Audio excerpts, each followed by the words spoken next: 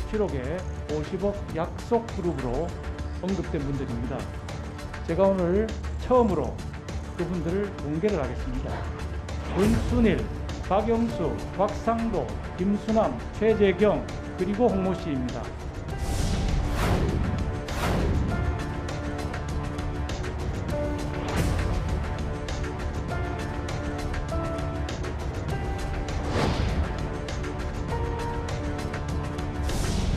홍모 씨를 제외하고 다 박근혜 정부 때 국민들입니다. 말 그대로 국민의힘 게이트죠. 국힘 게이트라고 말씀하시는데 그렇게 본다면 그 양반들 노무현 정부 때도 검사였고 김대중 정부에도 검사였고 이명박, 박근혜 다 요직에서 잘 나가는 검사들이었습니다.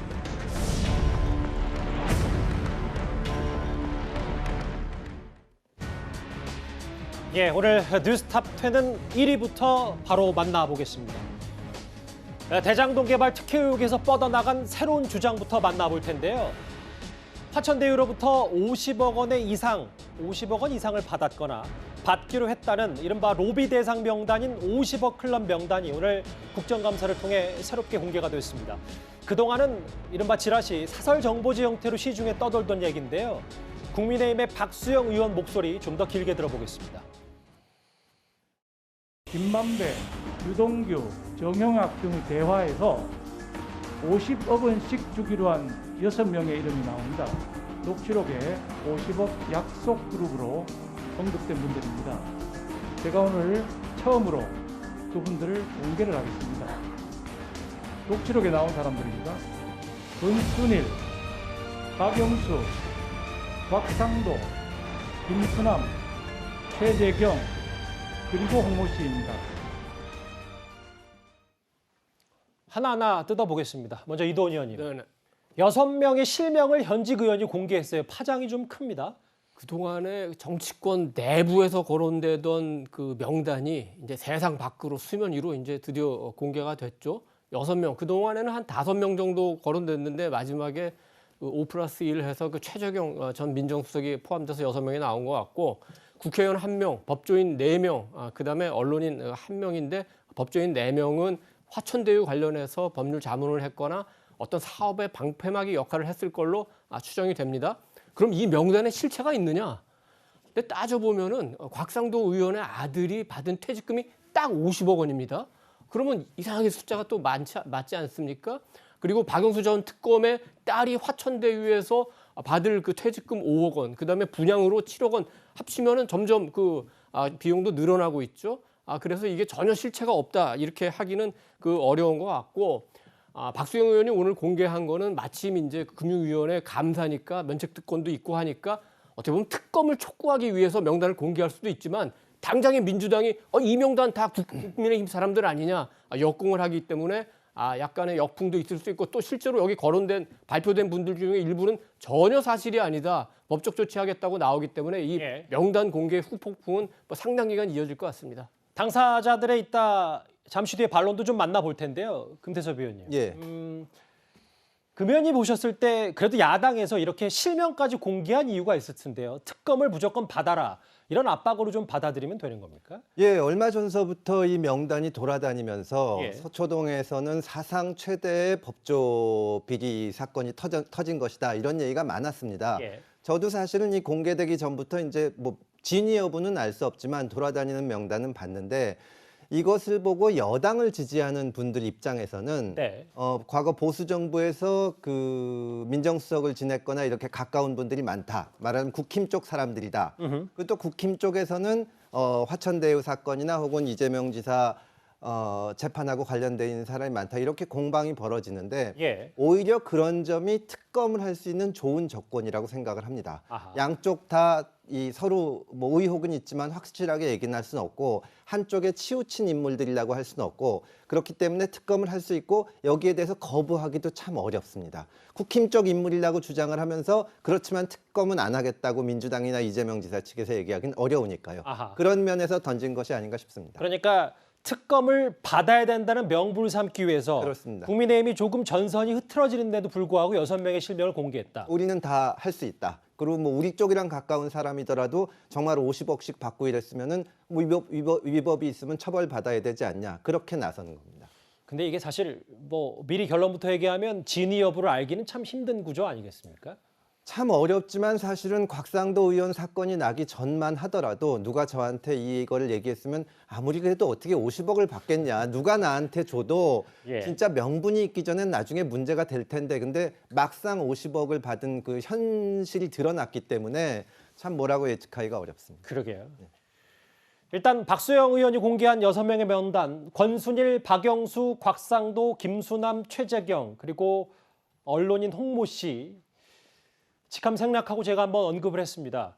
그런데 이 50억 로비 명단에 포함된 바로 이 권순일 전 대법관은요. 기억하시겠지만 과거 김만배, 화천대유 소유주의 만남으로 꽤 논란이 됐었습니다. 당시 야당의 공세부터 만나보겠습니다. 이재명 지사 선거법 위반 사건은 우리 법조계에서도 관시법 재판이다, 기교법 재판이다 해서 굉장히 많은 비판이 있었습니다. 권순일 씨가 대법관이라서 덮어주려고 하는 겁니까? 그 사건의 최대 수혜자가 이재명 현 민주당 대선 후보라서 그러는 겁니까? 어느 쪽입니까? 그 어느 쪽도 아니고요. 이 김만배와 한 달에 4번을 만났어요. 우리 법원 행정처장이 대법관으로 있을 때 자기 방에서 한 달에 4번 만난 사람 있습니까? 저는 없습니다. 3,000명의 법관들이 지금 쳐다보고 있는 거예요, 지금. 이걸 보면서 자괴감이 들 거 아닙니까? 수치심이 들 거 아니에요. 권순일 전 대법관이 어떤 사람입니까? 자리 욕심이 어마어마하게 많은 사람.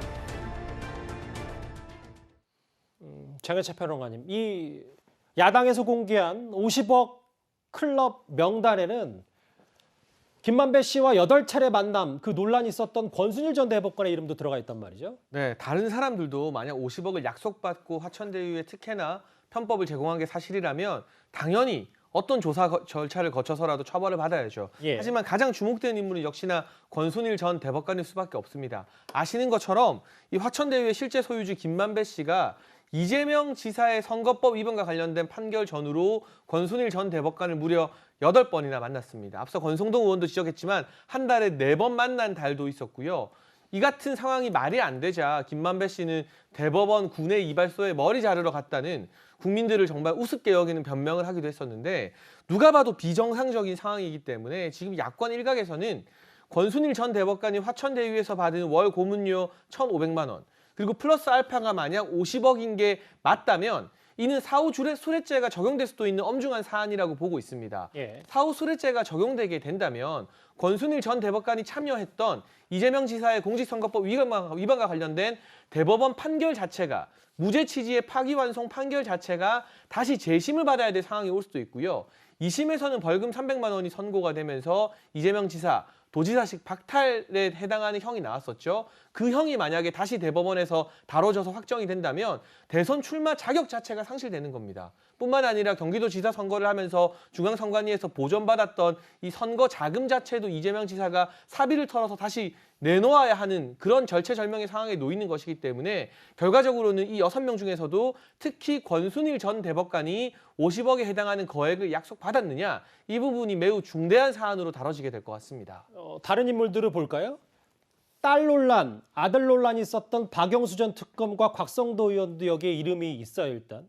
근데 만약에 박수영 의원, 야당의 주장이 맞다면 50억을 받는 대가로 이들이 화천대유를 위해 뭘 했는지 그럼 이게 수사의 초점이 좀 되는 겁니까?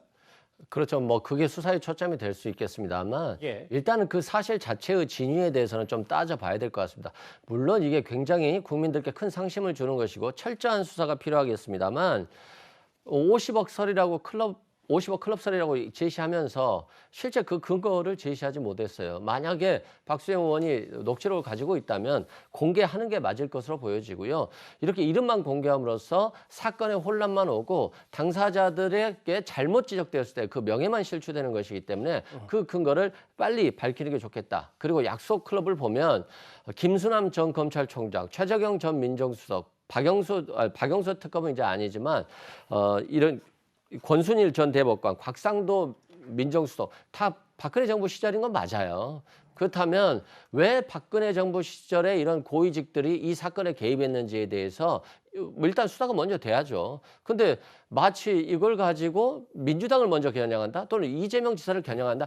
그건 좀 정치인으로서 좀 염치가 없는 거 아닌가. 실은 대선 기간이라고 하지만 자신의 당에서 또는 자신의 전 정부에서 이루어진 고위직들이 이렇게 관련돼 있다라고 언론에 공개하면서 아무런 근거도 제시하지 않고 이렇게 하는 것은 적절해 보이지 않는다. 또한 녹취록의 진위 여부는 조금 정확히 확인할 필요가 있다. 이런 생각이 듭니다. 그러니까 말씀하신 것처럼 관련자들이 다 박근혜 정부에서 고위직 임명된 검사들이라면 민주당에서 특검을 못 받을 이유가 없습니다. 시간이 자꾸 오래 걸린다고 하는데 상설특검법이라는 조항이 있기 때문에 법무부 장관이 결단하면요. 5일 안에 두 사람을 추천해야 되고요. 대통령이 3일 안에 그 두 사람 중에 한 사람을 특검으로 임명해야 됩니다. 길어야 8일이면 특검을 출범시킬 수 있어요. 시간을 끌 일이 전혀 아닌데 못 받는 이유를 모르겠고 그리고 이 50억 지금 곽상도 전 의원 같은 경우 이제 사퇴를 결심했으니까 실제 아들의 퇴직금 형태로 받지 않았습니까? 그렇다면 앞서 금태섭 전 의원이 말씀하신 것처럼 이게 단순한 카더라나 소문이 아니라 어느 정도 실체가 있는 정황 증거라고 판단하는 게 마땅하다는 생각이 듭니다. 당사자들의 얘기도 들어봐야죠. 사실무근, 법적 조치, 관여한 일 없다, 유감.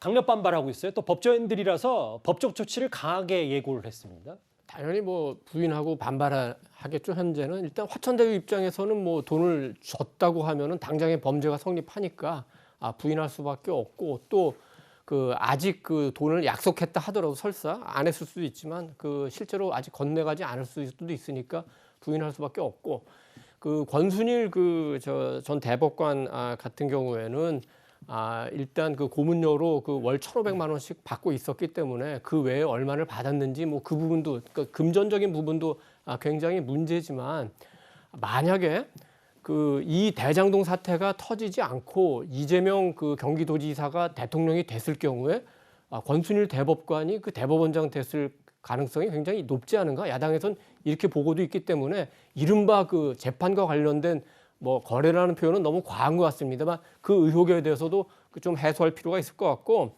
박영수 특검은 본인이 화천대유의 그 고문으로 일을 했습니다.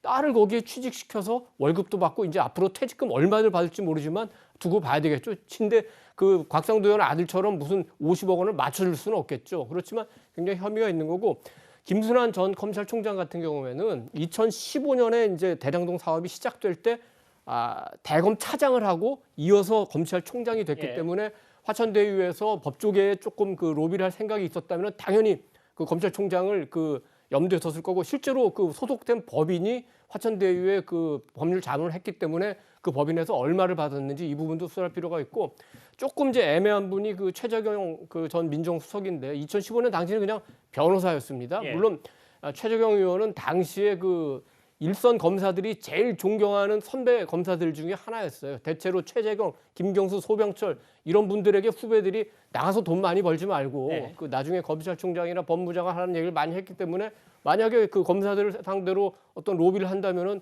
최재경 그 당시 그 민정수석은 중요한 대상이긴 합니다. 그렇지만 아직까지는 연결고리가 확실히 드러나는 건 없는 것 같습니다. 금태섭 위원님, 그러면 당사자들 말고 돈을 주기로 약속했다는 화천대유 측의 얘기도 좀 봐야 될 것 같은데 정영학 회계사가 의도적으로 허위 과장 발언을 유도해서 대화를 녹음해왔다. 그러니까 그 녹취록 50억 클럽 말고도 지금 언론을 통해서 계속 보도되고 있는 녹취록들이 전혀 사실이 아니다. 뭐 이런 얘기를 하고 싶은 것 같아요. 녹취록을 제가 직접 본 것은 아니지만 지금 뭐 검찰 수사 과정이라든지 혹은 각 여러 언론에서 받은 제보를 상대로 그 내용이 나오고 있습니다. 그런데 거기 보면 이 50억 클럽 얘기도 있지만 또 그 유동규 전 본부장이 뭐 700억을 받기로 했다, 뭐 지분이 있다 이런 얘기들이 다 있거든요.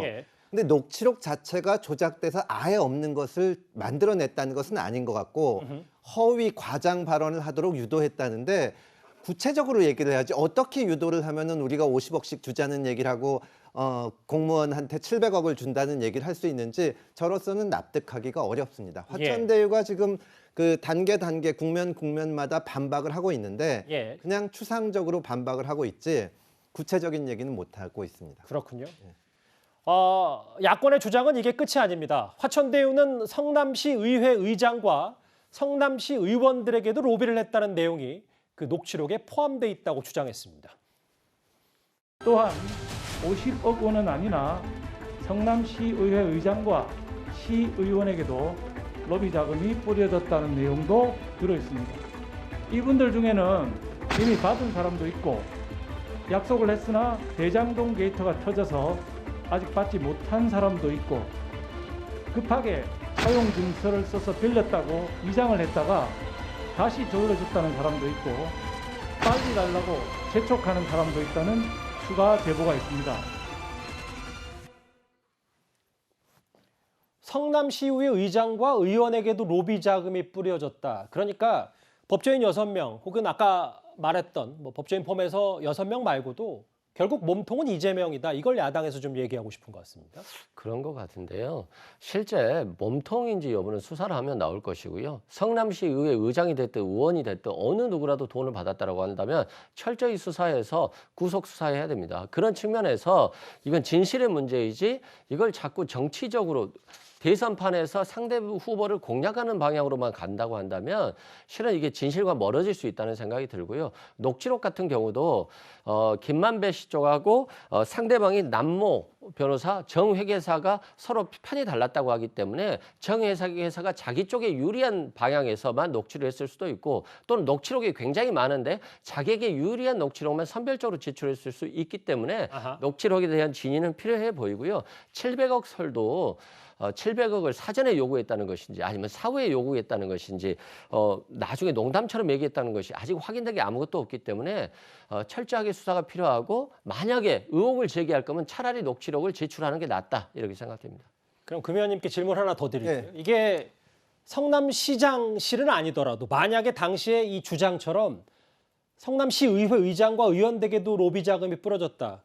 그럼 당시 성남시장이었던 이재명 지사에게도 관리 책임 혹은 책임론이 불거질 수 있는 겁니까? 아니 지금 어느 국가나 조직이나 뇌물 사건 같은 건 있을 수가 있습니다. 담당 공무원이 뭐 돈 받고 할 수는 있는데 지금 350억 50억 클럽 얘기나 지금 성남시의회 의장 뭐 시의원들한테도 다 뿌려졌다는 얘기는 결국 그 대장동 사업해가지고 이걸 모든 사람이 나눠 먹는 복마전이었다는 거거든요. 만약에 그것이 사실로 밝혀지면 가장 주 책임자의 자리에 있는 이재명 시장이 거기에 대해서 책임을 벗어날 수는 없고 그런 혐의가 제기되고 있기 때문에 이것이 심각하다는 겁니다. 오늘 국감 야당 의원을 통해서 새롭게 공개가 된 50억 클럽의 면면 당사자들은 부인하고 있습니다. 첫 번째 얘기였습니다. 다음 주제 이 얘기로 넘어가겠습니다. 측근 얘기입니다.